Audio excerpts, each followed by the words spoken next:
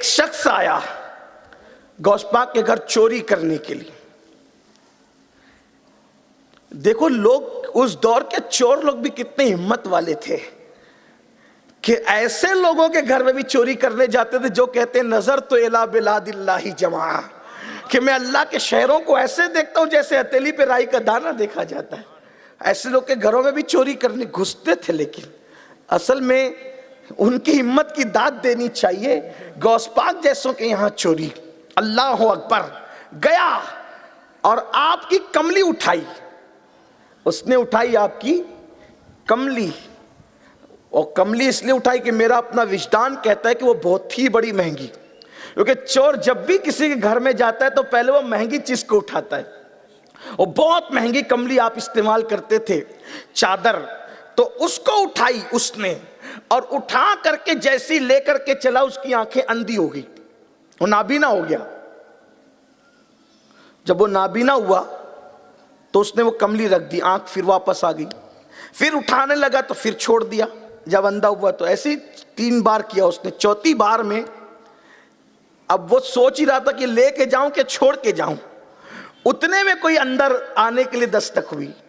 جب دروازہ کھلا تو کوئی آنے والا آیا، لیکن وہ پہچان نہ سکا، لیکن الفاظ یوں ترتیب پائے: حضور ایک شہر کا قطب انتقال فرما گیا ہے، ایک شہر کا قطب انتقال کر گیا ہے، اب آپ جس کو کہیں گے اس کو قطب بنایا جائے علاقے کا.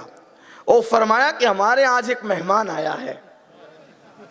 ہائے ہائے، پردہ پوشی کوئی نبی کی آل سے سیکھے، چوروں کو مہمان کہنا بھی اسی خاندان سے سیکھے. چوروں کو مہمان کہنا بھی اسی خاندان. دیکھیں تو صحیح، عزت نفس کا خیال چوروں کے لیے بھی رکھا جاتا ہے.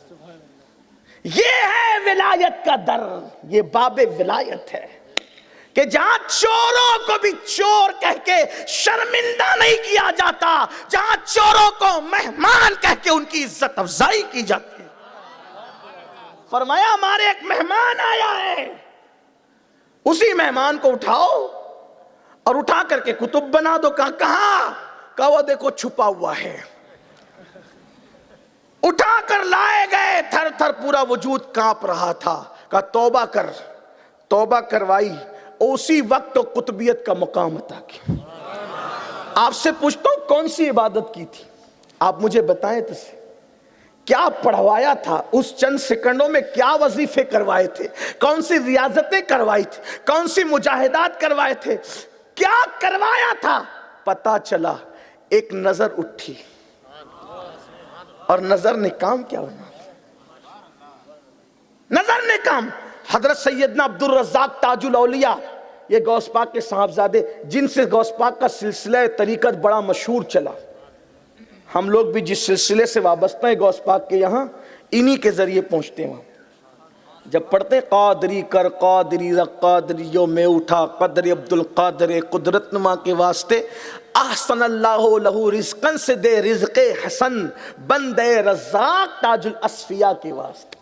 یہ غوث پاک کے صاحبزادے، ان سے وہ سلسلہ چلا، طریقت کا سلسلہ. اولاد کا سلسلہ تو کئی بیٹوں سے چلا، لیکن سلسلہ طریقت جو بہت معروف ہے وہ انہی تاج الاولیاء سیدنا عبدالرزاق تاج الاصفیاء سے پہنچا. یہ بیان فرماتے ہیں کہ ہمیں ایک صاحب نے بتایا کہ غوث پاک کے وہ خادم تھے، خادم. اور کب بتایا؟ وصال کے بعد بتایا کہ ایک دن میں نے غوث پاک کو پانی دیا وضو کے لیے، لوٹا دیا، آپ نے نہیں لیا، اور نہ لینے کے بعد آپ چل دیے. تو خادم تھے وہ غوث پاک کے، وہ بھی پیچھے پیچھے چل دیے. کہ تھوڑی دیر چلے ہوں گے کہ بغداد کا گیٹ آ گیا، دروازہ وہ خود بخود کھل گیا.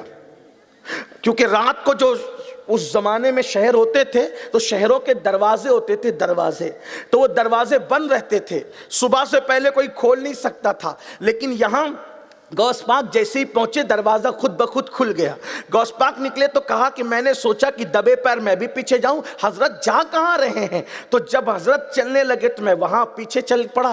तो चंद कदम में फिर हम एक ऐसी बस्ती में पहुंचे जहां पर कोई जान पहचान की बस्ती नहीं थी, बगदाद का इलाका नहीं था, नवाहे बगदाद भी नहीं था, यानी बगदाद के किनारे का इलाका भी नहीं था। मैं जब वहां पहुंचा तो देखा कि 6 लोग वहां बैठे हैं और किसी के रोने की आवाज आ रही है। 7वें आदमी को जो रो रहा था उसको कंधे पे बिठा के कोई लाता है और ला करके कहता है हजरत अब इसकी जगह किसको मुकर्रर करूं।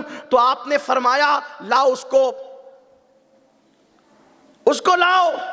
जब उसको किसको, तो उसको लाया गया। उसकी मोछें बड़ी बड़ी थी, बड़ी बड़ी नीचे को मोछें लटक रही थी, अजीब किस्म की दाढ़ी थी, ऐसा वैसा आदमी था। फरमाया इसकी मोछें काटो, मोछें कटवाई, दाढ़ी सीधी करो, दाढ़ी करवाई, कपड़ कलमा ला इलाहा इल्लल्लाह मुहम्मदुर रसूलुल्लाह। उसने पढ़ा कलमा ला इलाहा इल्लल्लाह मुहम्मदुर रसूलुल्लाह। उसको मुरीद किया, फरमाया इसको तुम इसकी जगह मुकर्रर करो। और उसके बाद फिर वहां से निकले और चंद कदम में फिर अपनी खानका पहुंच गए।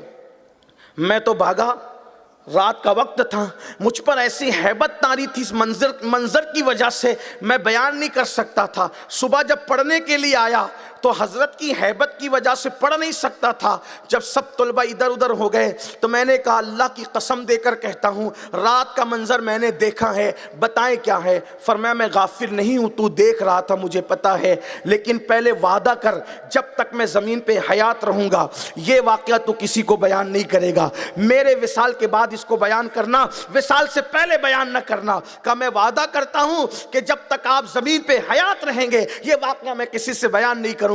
फरमाया जहां रात को चंद कदम में मैं चल कर गया था वो बगदाद का इलाका नहीं, वो नहावन शहर था। मैं नहावन गया था चंद कदम में चलकर, और वो जो 6 तूने देखे थे वो उस इलाके के 6 अब्दाल थे, अब्दाल। और वो जो 7वां था वो कंधे पे बैठा हुआ वो भी अब्दालों में से था, और जिसने कंधे पे उठा रखा था वो खिजर अलैहिस्सलाम थे। और वो जो अब्दाल था ना जिसको कंधे पे उठाया गया था उसके इंतकाल का वक्त करीब था।